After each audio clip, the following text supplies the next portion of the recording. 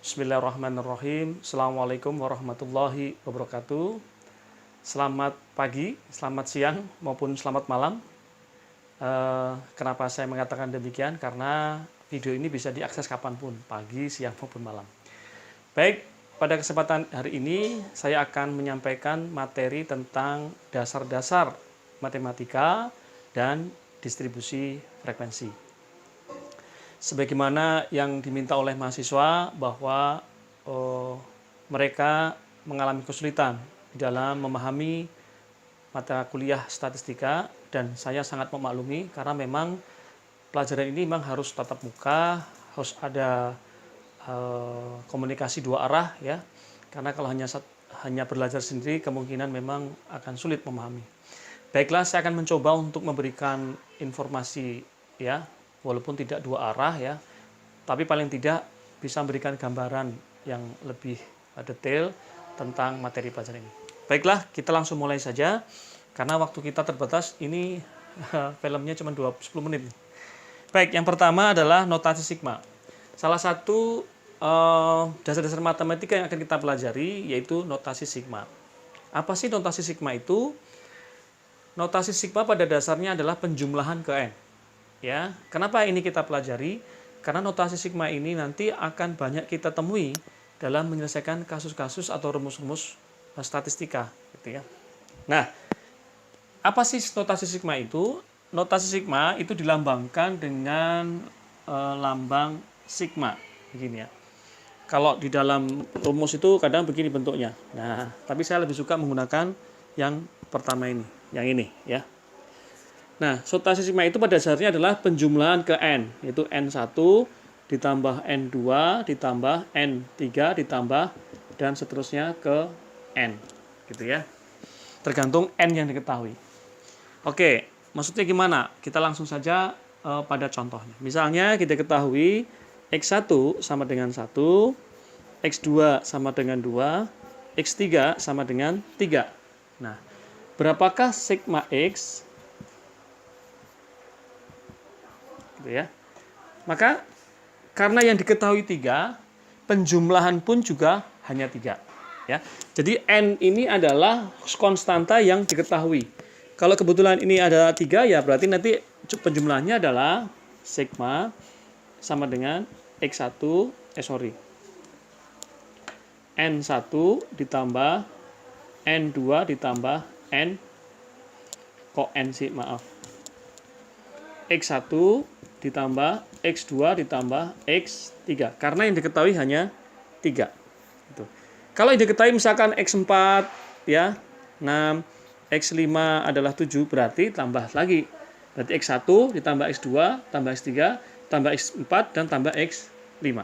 Ya. Kita contohkan 3 aja dulu.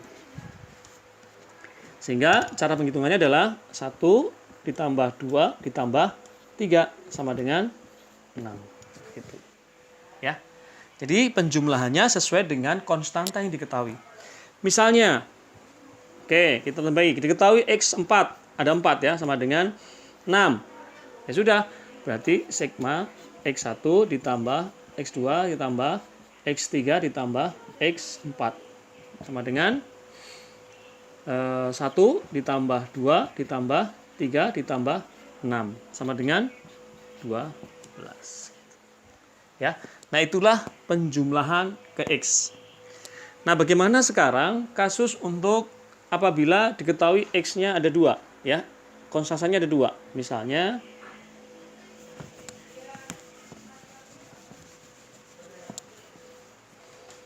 diketahui X1, X2, Y1 sama dengan 2, Y2 sama dengan 4, Y3 sama dengan 1, Y4 sama dengan 3. Misalkan seperti itu. Ya. Berapakah sigma XY?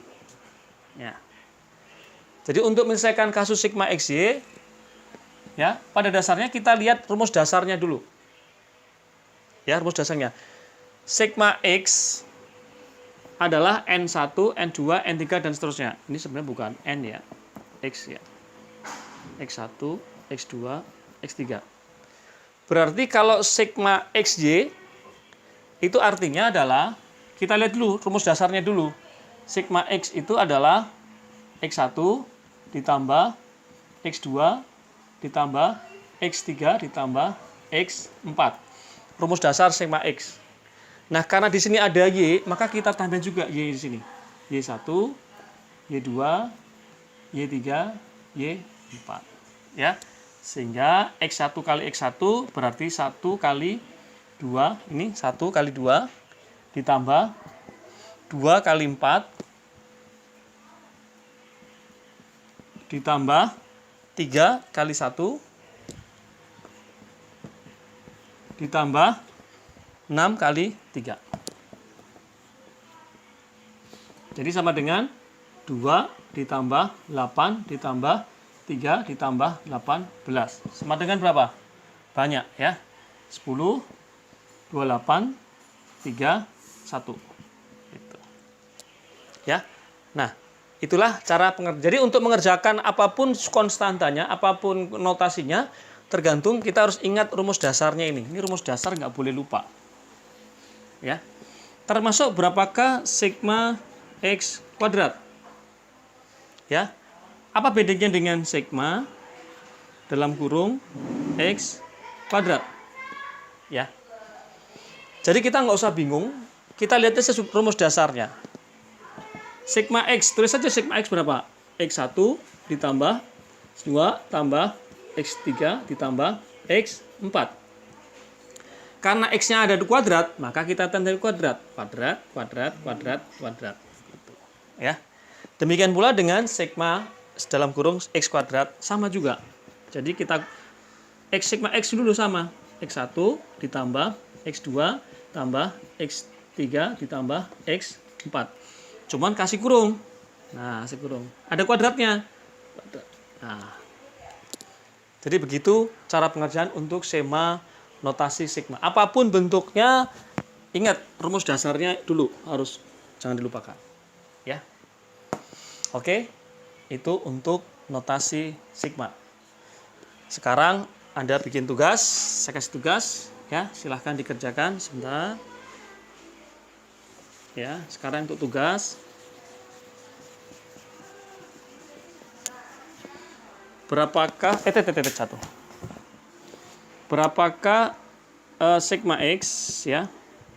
Bukan begitu.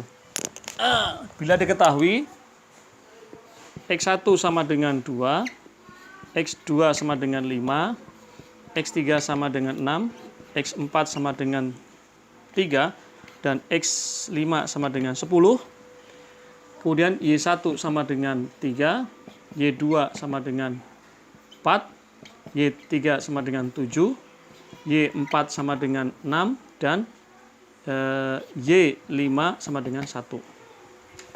Pertanyaannya adalah,